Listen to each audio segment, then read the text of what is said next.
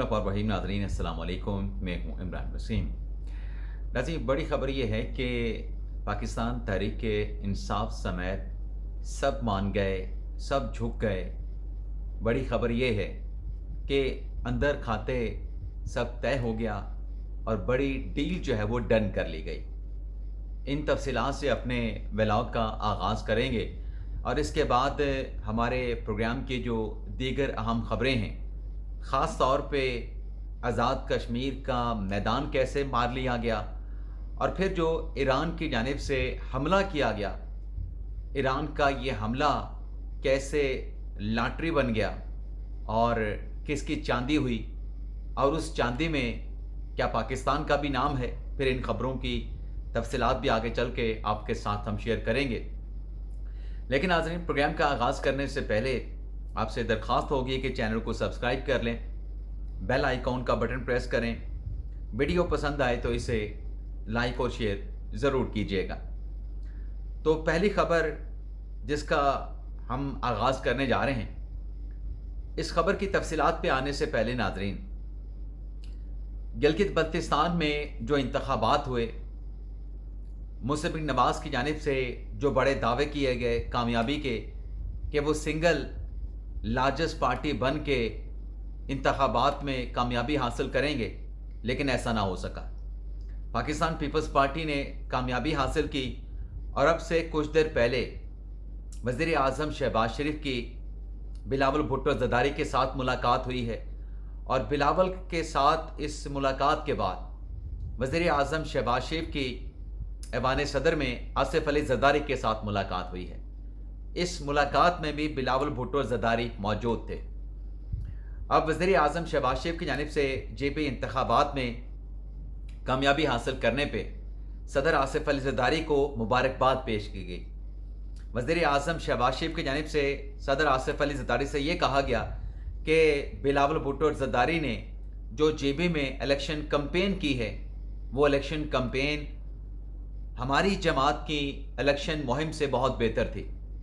जिस पर आप कामयाबी के हकदार हैं और आपको मुबारकबाद पेश करते हैं। जब वज़ीर आज़म शहबाज शरीफ साहब ने यह जुमला कहा तो जो अंदरूनी कहानी रिपोर्ट की गई है उसके मुताबिक आसिफ अली ज़रदारी का जवाब यह था कि आखिर बिलावल बेटा किसका है। तो ख़बर यह है कि शहबाज शरीफ साहब ने पीपल्स पार्टी के को चेयरमैन आसिफ अली ज़रदारी को जेबी इंतखाबात में मुबारकबाद बाकायदा तौर पर पेश कर दी है मुलाकात करके। और इस तकाम में पाकिस्तान पार्टी जिसने जेबी इलेक्शन में हिस्सा लिया, उनकी तरफ से भी अलीम खान ने पाकिस्तान पीपल्स पार्टी को मुबारकबाद का पैगाम भिजवाया गया है। लेकिन अगर हम बात करें पाकिस्तान तहरीक इंसाफ की, तो पाकिस्तान तहरीक इंसाफ ने भी तस्लीम कर लिया है, एतराफ़ कर लिया है। अब पीटीआई किस बात पे मान गई है, पाकिस्तान तहरीक इंसाफ किस बात पे झुक गई है।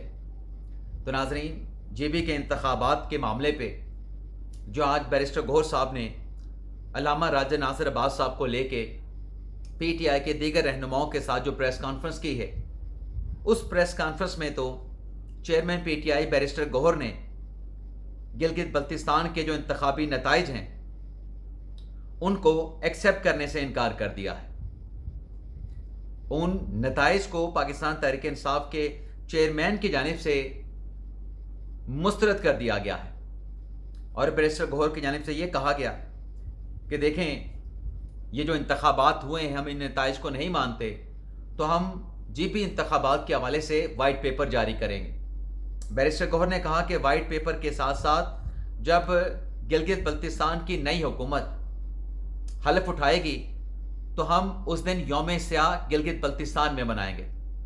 ठीक है, बैरिस्टर गौहर साहब ने यह बात की, कोई ये बात करने में हर्ज नहीं। लेकिन जो खबर है, जो बात पाकिस्तान तहरीक इंसाफ ने एक्सेप्ट की है, उनके चेयरमैन ने मानी है,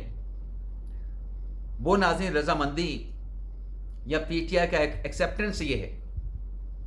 कि जो कल रात से प्रोपेगेंडा सोशल मीडिया पे किया जा रहा था कि तहरीक इंसाफ ने क्लीन स्वीप कर लिया, पाकिस्तान तहरीक इंसाफ ने जेबी इंतखाबात में मैदान मार लिया, और फिर जो सोशल मीडिया के तहरीक इंसाफ के जो इंचार्ज हैं, सरबराह हैं जिब्रान इलियास साहब, उनकी तरफ से भी कहा गया کہ جب انتخابات میں پاکستان تحریک انصاف 21 سیٹوں پہ برتری حاصل کر چکی ہے، واضح برتری حاصل کر چکی ہے، آگے جا رہی ہے۔ لیکن بیرسٹر گور علی خان صاحب نے کیا کہا اس پریس کانفرنس میں؟ بیرسٹر گور صاحب نے کہا کہ 8 سیٹوں پر پاکستان تحریک انصاف جیت رہی تھی، ہمارے 3 امیدواروں کو فارم 47 ملے ہیں، ہمارے 5 جیتنے والے امیدواروں کو فارم 47 نہیں ملے۔ یعنی کہاں وہ 21 سیٹوں کے دعوے جو جبران الیاس صاحب کر رہے تھے، کہاں سوشل میڈیا پہ چلنے والا کل 5 بجے سے لے کے آج تک کا وہ پروپیگنڈا، وہ نریٹو، کہاں وہ جناب جو ترجمان ہیں خیبر پختونخوا حکومت کے شفیع جان صاحب، ان کا یہ کہنا کہ فارم 45 کے مطابق تحریک انصاف برتری حاصل کر چکی ہے، لیڈنگ پوزیشن میں آ چکی ہے، اور وہ برطانیہ میں بیٹھے بھگوڑے جن کی جانب سے برطانیہ سے یہ پروپیگنڈا کیا جا رہا تھا کہ پاکستان تحریک انصاف نے جو ہے وہ مصمم نواز کو، پاکستان پیپلز پارٹی کو پچھاڑ کے رکھ دیا ہے، 3/4 اکثریت کی بات کی جا رہی تھی۔ تو بیرسٹر گور صاحب خود کیا کہہ رہے ہیں کہ 8 سیٹوں کی حد تک جو ہے وہ ہم نے کامیابی حاصل کی تھی، لیکن ہمیں 3 کے فارم 47 ملے ہیں، 5 کے نہیں ملے۔ تو پی ٹی آئی بھی مان رہی ہے، ان کے چیئرمین مان رہے ہیں کہ جتنے دعوے سوشل میڈیا پہ ان کے آفیشیل سوشل میڈیا نے کیے، یا پی ٹی آئی کے چاہنے والوں کی طرف سے کیے گئے، یا جو لندن میں بیٹھے بھگوڑے یوٹیوبر کی جانب سے کیے گئے، وہ تمام کے تمام جھوٹے ہیں، وہ تمام کے تمام دعوے سچے نہیں تھے۔ اب اگر پاکستان تحریک انصاف کو اس بات کا آبجیکشن ہے، یا وہ کہہ رہی ہے کہ دھاندلی ہوئی ہے، تو دھاندلی کے لیے پھر ٹریبونل ہے، ٹریبونل سے رجوع کر سکتے ہیں، پاکستان تحریک انصاف اپنا احتجاج ریکارڈ کروا سکتی ہے، یا اور کوئی ان کے پاس آئینی اور قانونی راستہ ہے اس کو اختیار کر سکتے ہیں۔ لیکن ناظرین، ڈیل کس بات پہ؟ یہ جو آصف علی زرداری صاحب کی، بلاول زرداری صاحب کی، شہباز شریف صاحب کی جو ملاقات ہوئی، پچھلے چند دنوں سے جو اختلافات کی خبریں سامنے آ رہی تھیں،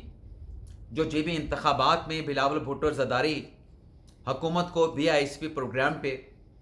بجٹ پیپر پہ آڑے ہاتھوں لے رہے تھے، اور بجٹ آج پیش ہونا تھا، قومی اسمبلی کا اجلاس ہونا تھا، اقتصادی کمیٹی کا اجلاس ہونا تھا، وہ سب کچھ جو ہے وہ ملتوی کر دیا گیا، مؤخر کر دیا گیا آئندہ کی تاریخ کے لیے۔ لیکن یہ جو ملاقات بڑوں کی ہوئی ہے وزیر اعظم شہباز شریف صاحب کی ایوان صدر میں آصف علی زرداری کے ساتھ، اس میں دونوں جماعتوں نے، نون لیگ نے اور پاکستان پیپلز پارٹی نے، بجٹ سے متعلق ایک دوسرے کی تجاویز پر اتفاق کر لیا ہے، اور اس بات پہ، اس نقطے پہ بھی اتفاق کیا گیا ہے کہ دونوں سیاسی جماعتیں، مشرف نواز اور پاکستان پیپلز پارٹی، ایک دوسرے کو سیاسی سپیس دیں گے، اور جن معاملات پہ اگر کوئی اختلاف موجود ہے، ٹیکنیکل معاملات پہ، ان کو ایڈریس کرنے کے لیے، ان میں راستہ نکالنے کے لیے تکنیکی کمیٹیاں تشکیل دے دی گئی ہیں۔ لیکن جو بڑی خبر ہے، اس ملاقات میں جو ڈیل طے پائی ہے، جو معاملات طے پائے ہیں پیپلز پارٹی اور نون لیگ کے درمیان، وہ یہ ہے کہ بجٹ کی منظوری میں پاکستان پیپلز پارٹی نے گرین سگنل دے دیا ہے کہ وہ حکومتی بجٹ کی منظوری میں حکومت کے بجٹ بل کو قومی اسمبلی میں اور سینٹ کے ایوان میں سپورٹ کرے گی، اس کو ووٹ کرے گی۔ تو ایک تو ناظرین یہ خبر کہ جو اختلافات آ رہے تھے، اب وہ اختلافات جو ہے ایک اہم بیٹھک نشست کے بعد اس میں اتفاق رائے ہو چکا ہے، اور پیپلز پارٹی نے سپورٹ کرنے کا اعلان کر دیا ہے۔ اب ناظرین آ جاتے ہیں